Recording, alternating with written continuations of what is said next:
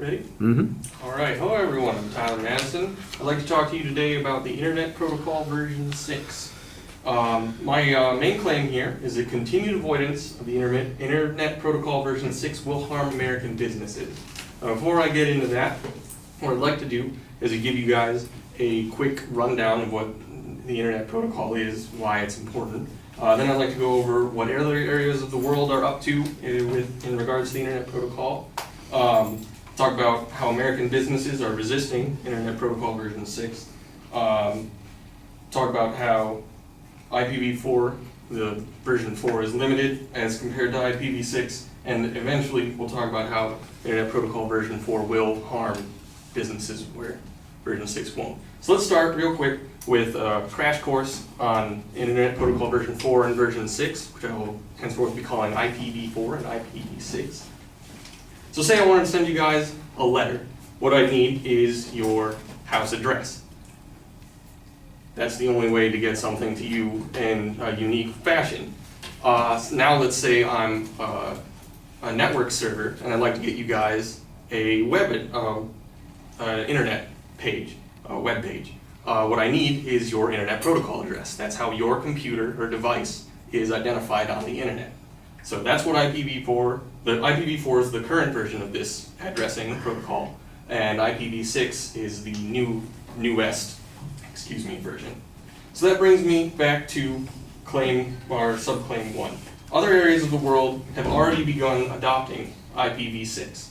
Now, the APNIC, which is the Asia Pacific Network Numbers Association, had only 1/8 block of Internet Protocol version 4 addresses in 2011. Now that's a lot of information that's not very important, but basically what it means is there's very few addresses left in the Asia Pacific region alone.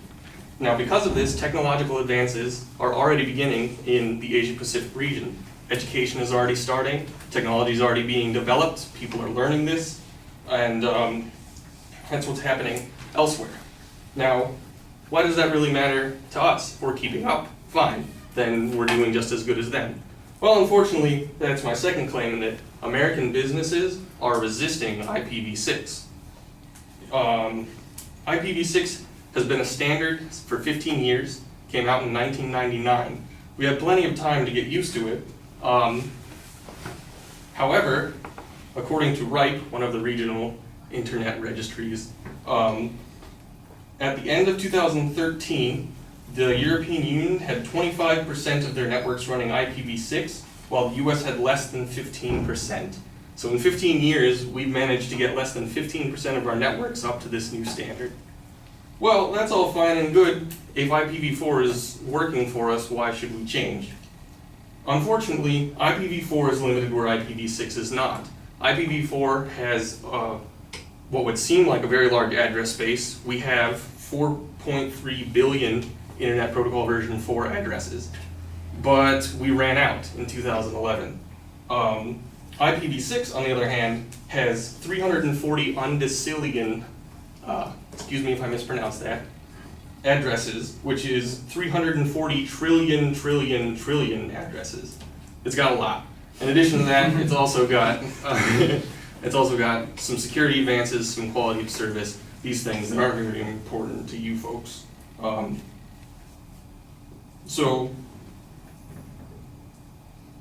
Excuse me. IPv6 is not limited where IPv4 is, and on top of that, current technology that we have can't continue to prolong IPv4. We can't keep it going forever. We have this limited amount of address space that we've run out of, and we're working to prolong it, but you can't keep it going indefinitely. And that brings me to my final point, is that IPv4 will eventually cause losses for American businesses. And that's because IPv4 and IPv6 traffic is not compatible. You need to go through some extra hoops in order to make IPv4 work with IPv6. And so that's costing businesses already who are attempting to use it right now. IPv6 has to happen. As I said, we can't prolong IPv4 indefinitely. We're going to have to make IPv6 work at some point, and there will come a tipping point where IPv6 traffic is greater than that of IPv4 traffic. And from that point onward, any technology, business, service provider will be spending more money keeping IPv4 customers running and working than they will be IPv6. So any remaining IPv4 technology is going to cost businesses to keep maintaining them, and the faster we can get through that transition, the better off all American business will be. Thank you. That's it. Thank you.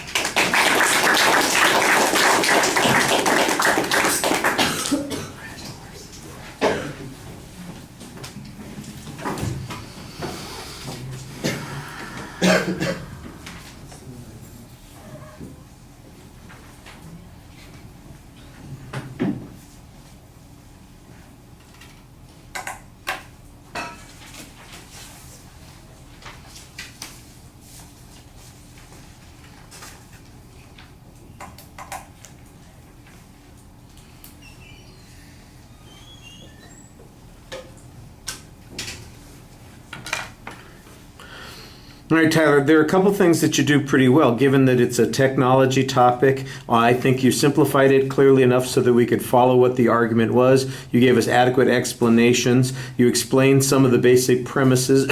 So I think that you know, to be commended on all of that. If it's an informative speech, I think we're in pretty good shape here. But don't forget, you're making an argument here, and there are several things that require some proof. And this is the same problem that I've mentioned to a couple other speeches. The key example of something like this is that they are incompatible systems, and that you would spend a lot more money trying to keep IPv4 up than if you just went to IPv6.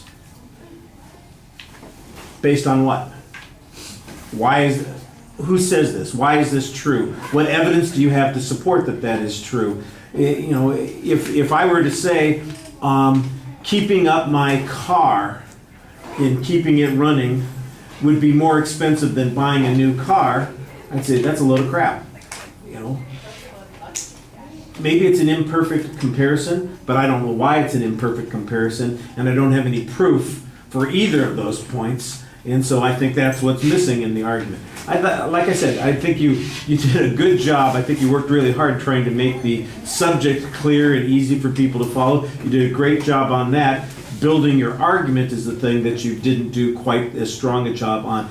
And I don't doubt that they're incompatible systems, because you got a lot of credibility because of what you said. I don't think you're lying to us, but you don't know what the audience is likely to know. You need to provide the proof on those things, and I think that that kind of stuff is missing. When you mentioned the cost issue especially, because that's the thing that comes up, that's got to be the main source of resistance. It's going to be expensive for people to trade over to this other address system, even though there's so many multiple quintillions, whatever the number was, more addresses on it. It doesn't sound like the price has gone down because there's so much more material out there, a product. I don't know how the economics of that work. But that's your argument, and I need to have some explanation and some proof on that. So that's kind of what's missing here in the argument. All right, thank you.